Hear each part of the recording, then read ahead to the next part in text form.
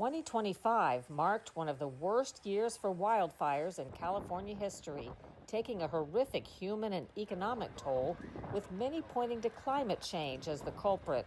But the evidence points elsewhere. I realize there are a lot of different causes for fires, but if you could isolate the single biggest cause or two in California of these wildfires, what would you say they are? I would say, in my opinion, the biggest two would be human cause and arson. This week, we examine the real factors behind California's recurrent fire disasters. Greenland, the immense icy island, has become a hot point between the U.S. and Europe. The country is not for sale!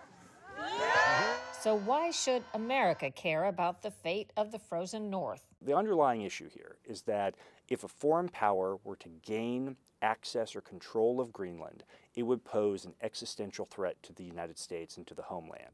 This week, a look at the history and the options.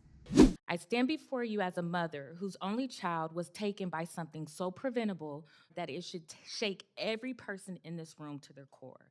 A mother's warning about an online threat to children called 764. It is a child abuse network primarily, and pushing them to the point of either self-harm. This week, we examine an online evil.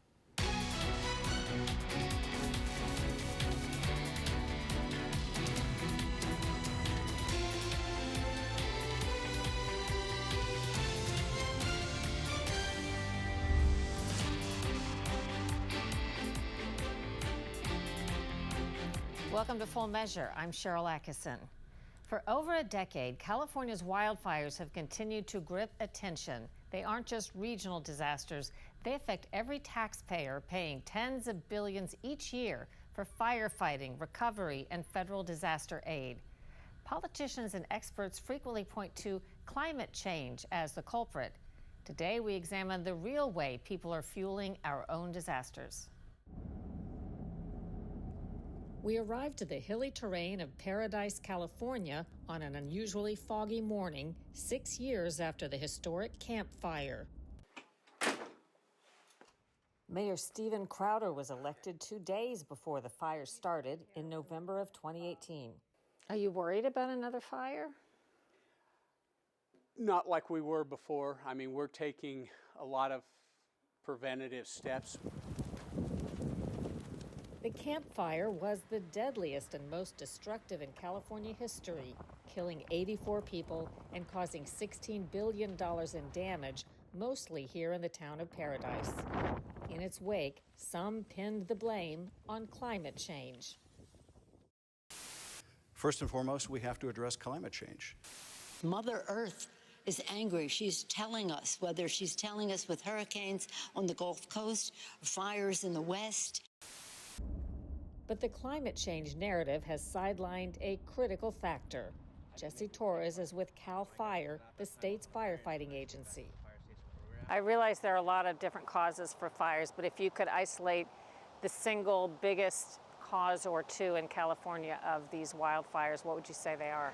I would say, in my opinion, the biggest two would be human cause and arson. So people on purpose and people by accident. Correct, yeah.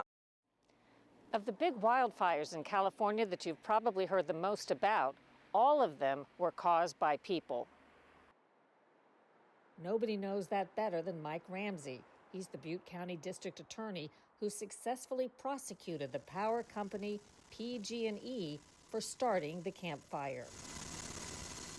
In the late 90s, we noticed a number of fires were being caused by PG&E failure to clear vegetation around their lines. Trees and high-powered lines don't mix very well. Even as the Camp Fire burned, investigators had zeroed in on the cause, a PG&E transmission line and tower that collapsed and then melted into the brush below. They looked up into the tower and could see that an arm had come down and that had most likely started the fire. Next day, they called me and said, It looks like this is a PG&E caused fire. Cal Fire told you that. Yes. Do you think that was their way of saying, don't bother to look for an arsonist? No, they found the arsonist. That was PG&E. To be clear, PG&E was not convicted of arson. Ramsey says that's because he couldn't prove that the company had collective knowledge about poorly maintained equipment that employees failed to act on. As it turns out, that it was decades of negligent maintenance, and obviously criminally negligent maintenance that came about. The hook that failed had been in that location for, we figured, 98 years. And what happened is this line, this C-hook over the years, hanging up there and going, and this is a very windy canyon, and we call it the Jarbo winds, which are 50, 60 mile an hour winds that go through there. Over the years, it had just worn until it failed. And then when it failed, the insulators came down, the line slapped into the steel structure, and then the aluminum and the steel, with that 115,000 volts through it, we figure is about 5,000 degrees Fahrenheit. It just then melted the line in portions of the tower and just shot that down into the grass below. So it was a nearly 100-year-old hook holding all that up. Yeah. In 2019, PG&E pleaded guilty to 84 counts of involuntary manslaughter and agreed to a $13.5 billion settlement for victims, plus $522 million to Butte County and the town of Paradise. PG&E equipment also sparked the 2017 Tubbs fire, killing 22 in Sonoma and Napa counties, the 2017 Thomas fire, killing 2 and burning 280,000 acres in Ventura and Santa Barbara counties, and the 2021 Dixie fire, California's second largest, killing 1 and charring nearly 1 million acres. Southern California Edison triggered the 2018 Woolsey fire, killing 3 and burning nearly 100,000 acres in Los Angeles and Ventura counties. And authorities also suspect Southern California Edison in the 2025 Eaton fire that killed 17 and burned 17,000 acres. The Justice Department is suing that company for $40 million in costs. Beyond utility failures, arson is also a major human factor in California's fires. The 2024 Park Fire, California's largest man-ignited arson blaze, was allegedly set by Ronnie Stout. He's a convicted child sex offender accused of pushing a burning car into a gully, torching nearly 430,000 acres. And more recently, an arson arrest in California's third most destructive blaze, the 2025 Palisades fire in Los Angeles County, killing 12. Suspect Jonathan Rinderknecht allegedly started it by rolling a burning car into the woods. Cal Fire arrested more than 150 people for arson last year. President Trump has long pushed back hard against the climate change narrative, pointing to mismanagement by people. And California must adopt the common sense policies to prevent fires. You got a lot of dry stuff. It's bone dry. And the environmental... And you know, I predicted this 7 years ago. I said, do it, get it done. And everybody laughed. They thought it was, I said, forest management. They thought it was such a funny term. Ha, ha, ha, that's so funny. Now it's not funny anymore, you know? We were right. It's number one cause of these fires. Number one cause. You wouldn't have any fires. Right. Climate change theorists direct attention to the winds and heat that drives California's wildfires to such disastrous proportions. Ramsey says his historic prosecution of PG&E intentionally put the focus on the human spark that lights the match. What happened was the law firm, criminal attorneys, former AUSAs, that were trying to save the company, as they said, if you prosecute them criminally and convict this company, because it's investor-owned, then they made the mistake of saying, you will kill the company. And I looked at them and I says, but you killed 84 of my citizens. I don't give a damn about your company dying or not. Perhaps it deserves to die. It was the largest corporate homicide case in United States history, but we needed to make a statement. PG&E was forced into bankruptcy proceedings by the cost of the Camp Fire. This isn't just California's story. Nationwide, about 85% of U.S. wildfires are human-caused, from accidents and equipment failures to deliberate arson. Coming up next on Full Measure, the possibility of gaining Greenland.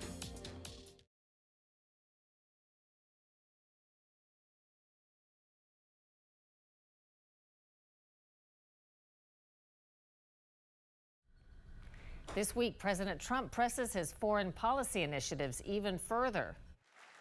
At the World Economic Forum in Switzerland, he announced he would not try to take Greenland by force. I don't want to use force. I won't use force. Then, after meeting with the head of NATO, he announced a framework of a future deal. To those who think Trump's pursuit of Greenland makes no sense, that may be in part because they don't know the history. Analysts agree Greenland's geostrategic significance makes it critical to protection against potential threats from Russia and China in an increasingly accessible and contested Arctic region. Today, why Greenland and why now? Greenland isn't a country. It's Danish territory and the world's largest island, 2.1 million mostly desolate, ice-covered square miles.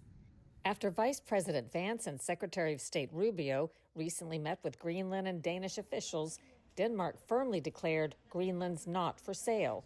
Several European countries responded by deploying a small number of troops to Greenland in a symbolic show of support against Trump's talk of acquiring it. We need it for strategic national security and international security. Donald Trump is far from the first American president to set his sights on Greenland, and the motivation is rooted in real national security concerns.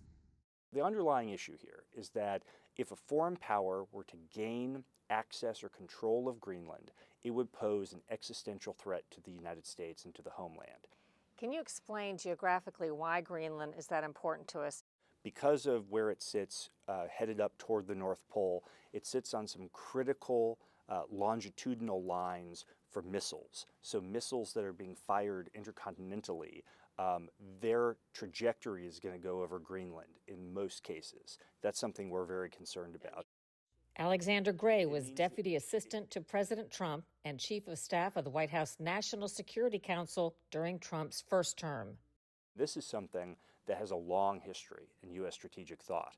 First time we tried to buy Greenland was in the 1860s. We've tried to buy it under presidents as diverse as Woodrow Wilson, Harry Truman, Dwight Eisenhower. FDR actually sent troops to occupy Greenland in World War II because it was so essential to our security. During World War II, Denmark's ambassador to the U.S. signed an agreement for U.S. troops to protect Greenland from Nazi Germany, which was occupying Denmark at the time. Greenland's rich cryolite mines and strategic location made it a global center point. Cryolite was essential for building lightweight aluminum warplanes. And Greenland was a key stopover and midpoint for refueling for U.S. and Allied forces. After World War II, U.S. troops were prepared to leave Greenland when the Soviet Union emerged as a new threat. Soviet bombers could fly polar routes over the Arctic and Greenland to strike North America. We worried in the Cold War there's something called the Greenland-Iceland-UK gap. This is the area where Soviet submarines would go right up past the Greenlandic coast to go off the east coast of the United States and threaten the east coast with nuclear missiles. We continue to worry that Russian subs could come down past the coast of Greenland undetected because the Danes don't have the capability to detect them, and we have to have control of Greenland for anti-submarine warfare purposes. In 1946, President Truman offered $100 million for Greenland, seeking a primary base for defense. Denmark refused. Then in 1951, Amid several Eastern European countries falling to Soviet-backed communist revolutions, the U.S. and Denmark signed a new agreement for the defense of Greenland. The drop area is a frozen inlet with a 4 The U.S. built and operated Thule Air Base. Today, the base, now named Bidufik Space Base, is a critical U.S. lookout for ballistic missile early warning, space surveillance, satellite communications, and Arctic monitoring for North American defense purposes. And my concern, and President Trump articulated this when I worked for him in the first term, he's articulated this recently, is that China and Russia are increasingly interested in getting a foothold in Greenland. The Chinese are sending submarines all the way up past Greenland to the North Pole. And we have no confidence, and we shouldn't, that Denmark is capable of doing what needs to be done to keep Greenland safe for U.S. security purposes. With Russia remilitarizing the Arctic and China eyeing resources and influence, Greenland's importance has only grown. There are a lot of different ways this could go. I think there are plenty of options we can offer to incentivize Greenlanders to want to be part of the United States. The short answer here is they've wanted independence from Denmark for 50 years, and they've been on a path to get it. The current situation has kind of changed the trajectory. They will get independence eventually. The question is, when they get independence, it's an island of 57,000 people. It's the second least densely populated place on Earth. When they get independence, they're immediately going to be coerced and absorbed by the Russians and the Chinese, or they're going to have the Americans waiting for them for our security and for their security and sovereignty. Which one do they want? Moscow and Beijing or Washington? And that's the choice they're going to have to decide. And I think we can make a great case for why they should choose us. Ahead on Full Measure, the mysterious online network inciting children to attack and even commit suicide.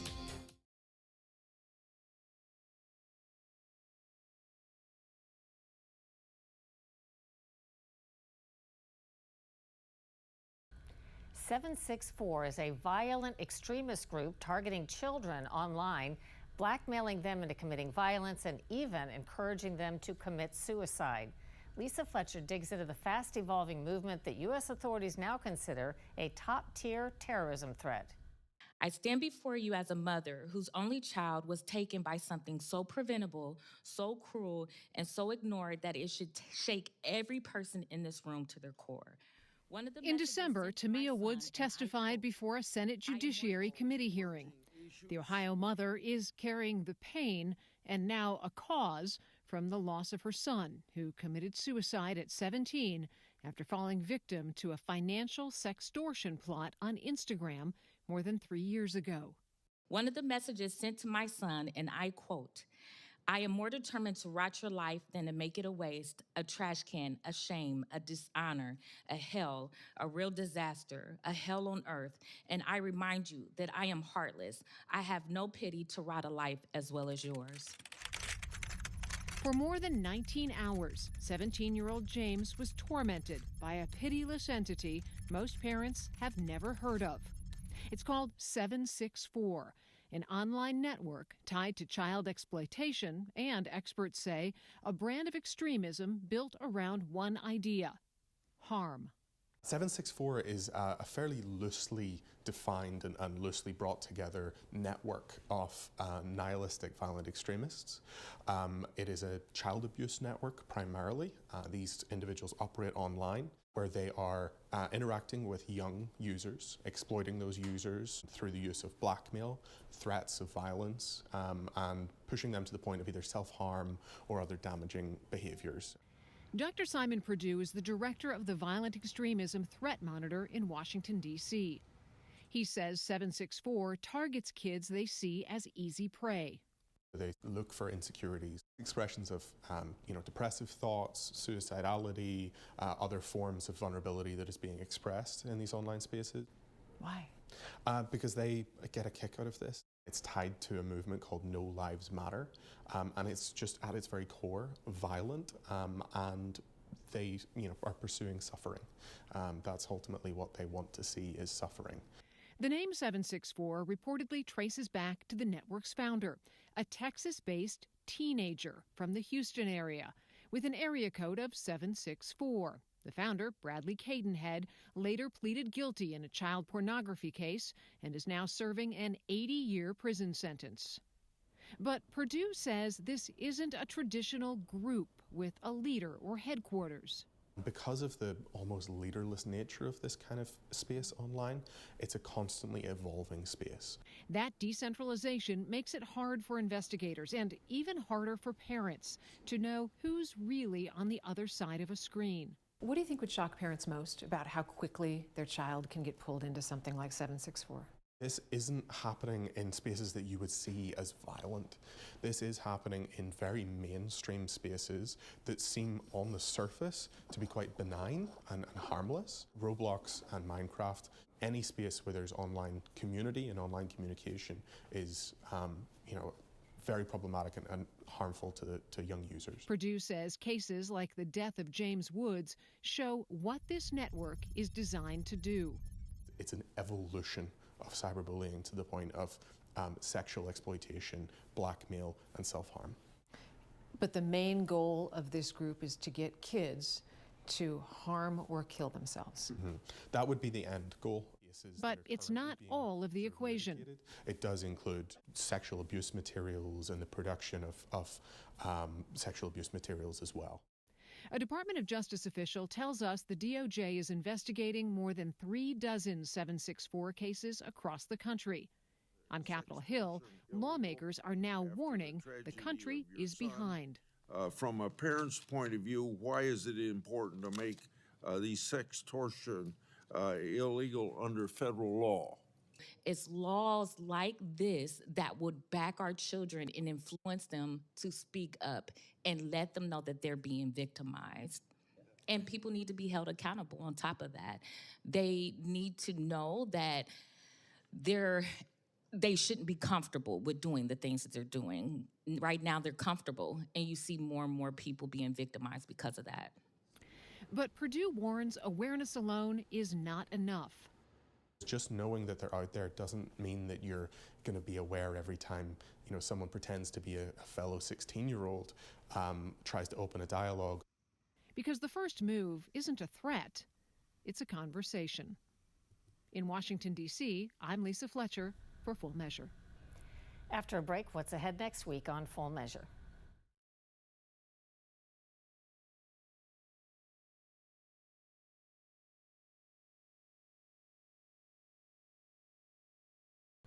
Next week on Full Measure, the National Institutes of Health has never had a leader like Dr. Jay Bhattacharya before. He's shaking it up, the world's largest public funder of scientific research, named to his current position after years of exposing problems at our health agencies during COVID. I think we're in a very, very bad state. We have to reform each of these agencies pretty fundamentally. We're going to need to have a very honest look at the problems in this pandemic. An eye-opening interview with Bhattacharya on his reforms and plans next week on Full Measure. Until then, we'll be searching for more stories that hold powers accountable. Thanks for watching.